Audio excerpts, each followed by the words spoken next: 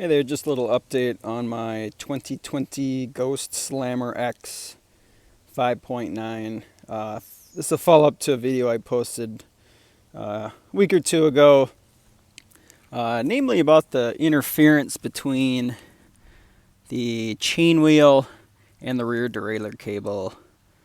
If you didn't see the video, go back and look, but basically there's a rear derailleur cable in that little channel and it pops out, makes contact with the chain ring, and then it can destroy itself.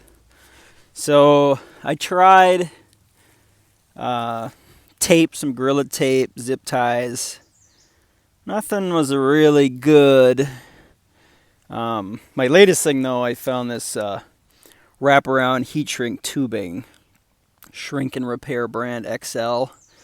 So basically before I put it on, I embedded the entire derailleur cable in hot glue just to sort of set it in there and just to provide a removable non-permanent kind of thing. Then I wrapped around the heat shrink tubing, heated it up so it shrunk, and then I do have one zip tie around it just to hold it tight. So it's pretty good. I've ridden it a number of times. The gap there I measured is about 2 millimeters. Hopefully you can see that, but it's pretty decent right now. So if you have one of these bikes, you're thinking about it, that is a solution. I think if I was Ghost or I had a TIG welder, I could imagine in the factory before you paint it, you could take a little aluminum strip. Oops, I dropped it. A little aluminum strip, kind of TIG weld it, maybe one on this side of the chainring and another one on the other side. I think that'd be enough where that cable would never pop itself out. This is just a 1/16 of an inch, which is about 1.5 millimeters.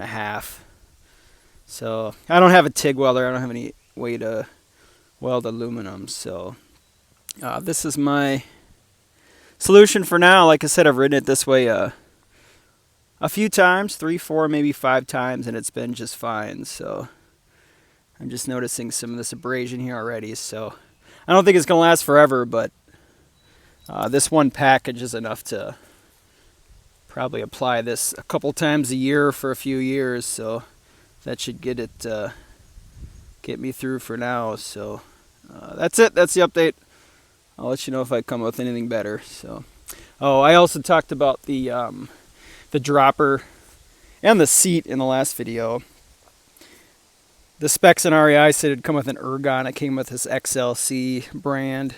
It's actually a decent seat. I've put on a WTB and a Bond Treasure seat that I had laying around, and actually went back to this because it's better, I think, for me. And then the dropper lever, I bought this wolf tooth and a new Jaguar cable, and that actually made the dropper significantly better. It's still not as good as the P&W I had on my last bike, but it's pretty decent now. So other than that, no complaints about the bike. Oh, one little thing, now that I can think of it, is the picture on the REI website does not show a chain guard, and this came with it. But I have seen it's already starting to peel up in a way, so it's kind of like a little half-assed fix, I think.